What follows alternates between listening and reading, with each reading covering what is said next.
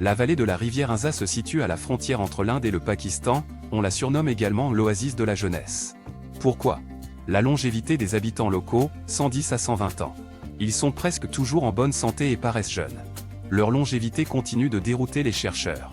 Nous vous en dirons davantage sur la vie du peuple montagnard. Les habitants de la vallée de Inza, contrairement aux peuples voisins, ressemblent beaucoup aux Européens en apparence. Selon la légende, l'État nain montagneux a été fondé par les guerriers de l'armée d'Alexandre le Grand lors de sa campagne en Inde. Les Inza trouvent amusant que l'on qualifie quelqu'un d'autre de peuple montagnard.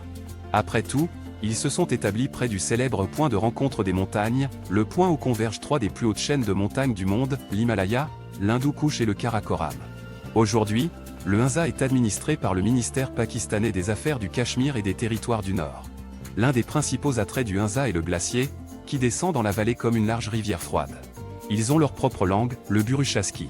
Ils pratiquent l'islam, mais pas celui auquel nous sommes habitués, mais l'ismaélisme, l'une des religions les plus mystiques et ésotériques.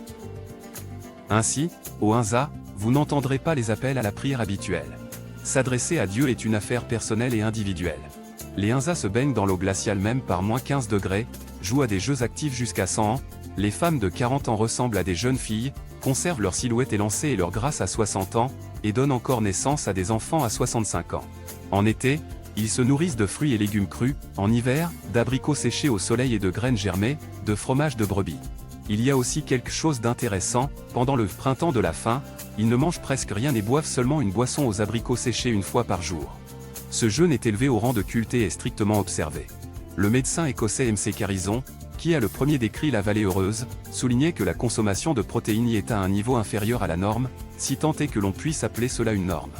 L'apport calorique quotidien des Inza est en moyenne de 1933 kcal et comprend 50 g de protéines, 36 g de matières grasses et 365 g de glucides.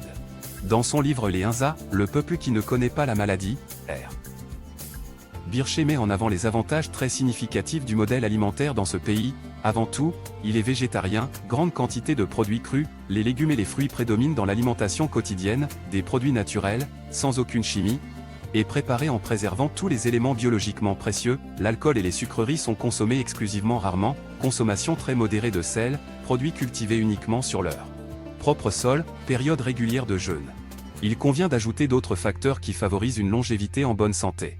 Mais le mode d'alimentation a ici, sans aucun doute, une valeur décisive très significative.